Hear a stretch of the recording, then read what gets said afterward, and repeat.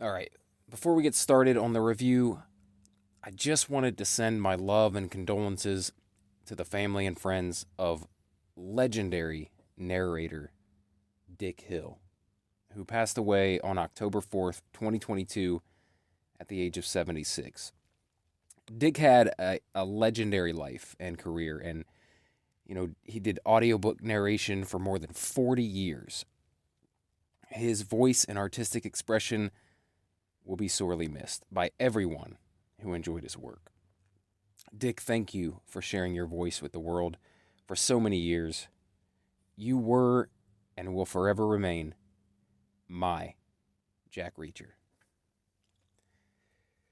And if you guys are interested in more of my thoughts on the life and passing of Dick Hill, please check out the video on my feed called My Friend Dick Hill. I'll put a link in the description for everyone, just in case you're interested in that.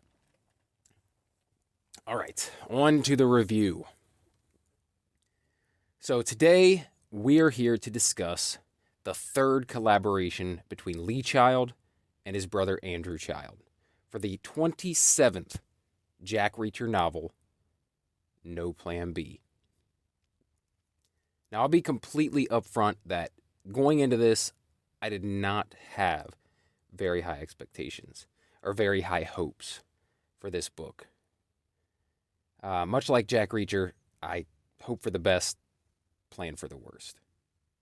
And I'm on record as saying that, The Sentinel and Better Off Dead were a definitive step down from the Reacher stories that we're used to. And in keeping with that trend, I feel like No Plan B, it improved upon both of those, but is still in the same camp as not quite the Reacher that I know and love. The one thing this book did give me is hope. Hope that they will continue to get better. While I didn't enjoy The Sentinel very much at all, I thought Better Off Dead was an improvement. And No Plan B is even better still. Is it Killing Floor, Bad Luck and Trouble, or Worth Dying For? No. It's not even close. But I definitely enjoyed this book much more than the last two. And it seems to be trending in a positive direction. So while I didn't think it was a great Jack Reacher novel, I do believe it is a pretty good one. All right. From here on, I will be talking spoilers. So if you haven't read the book, please go do so and come back afterwards if you don't want it spoiled. Now, the first thing that I noticed about this book that I enjoyed, that I actually really enjoyed, was that while most Jack Reacher novels follow one or two sets of characters, usually, Jack Reacher as the protagonist on one hand, maybe with a person or a group of people with him, and an antagonist or a group of antagonists on the other end, as kind of a B story where they end up meeting up in the end. This story followed four different characters or groups of characters, and it kept the story moving, in a way that it didn't leave me wanting or have me getting bored, while waiting on things to happen. I really enjoyed the hopping around, and I really feel that it helped pace the story. It's not a particularly long book. There are definitely Reacher novels that are much longer, but I thought it was a good length, and it gave us more time to spend in Reacher's mind than the last two books. I felt like we got a lot more of the deep dive into Reacher's thoughts about particular subjects again, which is some of my favorite stuff to read. I'm glad they kind of brought that back. It's something that I've been missing in the last two books. Let's see. There was definitely a mystery to solve in this one, and I think the difference between this book and a lot of the others is that Jack Reacher didn't really figure it out on his own, at least not in the way that I'm used to. I feel like in this story, Jack kind of found out the twist at the same time that we did, and it was right near the end of the book, in the last few chapters. We got to go on a journey with Jack and his female companion and slowly let the mystery unfold. But I didn't, I didn't feel at any point like Jack had the upper hand or knew what was going on before the people around him, which is something that I'm used to. I'm used to Jack kind of having an ace up his sleeve, kind of figuring it out before everyone else does, and then slowly cluing everyone else in. But this one didn't feel like that. It seemed like Jack, he knew what was going on at the same exact time that the people around him and the reader knew. Now, one problem I had is that the book was a little confusing at times, and I think it was meant to be a bit, to keep you in the dark a little bit. But all the stuff with the private corporation that owned the prison, it really got a little jumbled for me. And if I'm honest, it bored me a bit.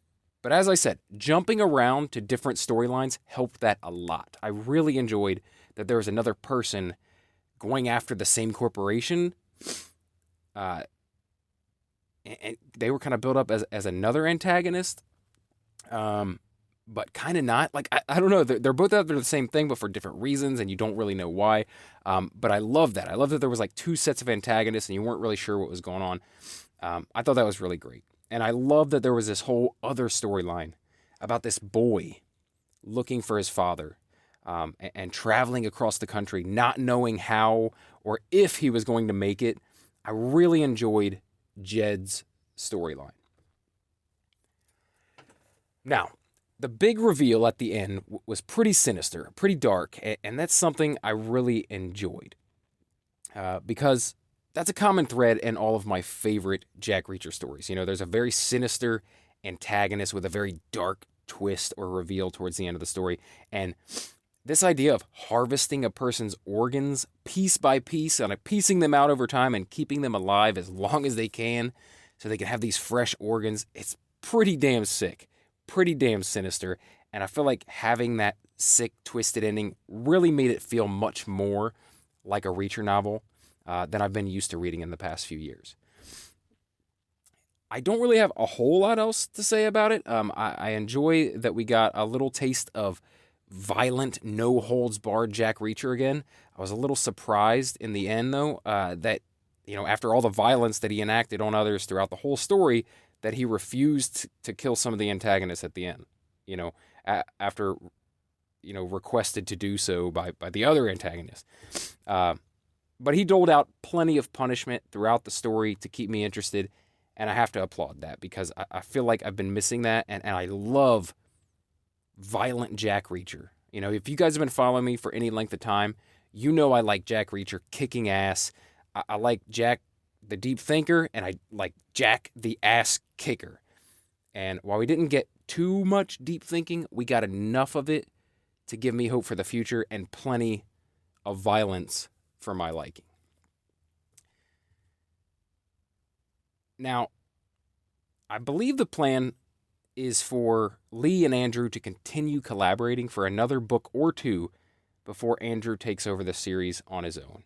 And I'm starting to think that this collaboration was actually a good idea after all. Because if he had just handed it over to Andrew, I'm not sure we would gradually be getting better with the storytelling. But who knows? To be honest, for all we know, it could have been Lee holding Andrew back a bit from the stories that he wanted to tell, what he wanted to do with the character, that made the first two of these three books not as enjoyable. I'm not sure. I'm not sure we'll ever know the truth of that. But either way, I do feel like they are improving. This was a measurable step up from the last two books, and I look forward to the next, which, by the way, if you're interested, I made a video about that, about the next upcoming Jack Reacher release for 2023. You can go check my Jack Reacher book reviews playlist or just look back a few videos on the channel. Just search my channel for it. I reveal the title and give a nice synopsis for that upcoming book that should be out in October of next year. So that's really all I have to say about No Plan B. I hope you enjoyed this review. I'd love to hear your thoughts on this third collaborative effort by Lee and Andrew. Do you feel the same? Do you think the books are improving? I'd love to talk about it. Let me know in the comments below or reach out to me on Instagram or Twitter at RealBrettScott. I love talking Jack Reacher, and I love talking entertainment and pop culture.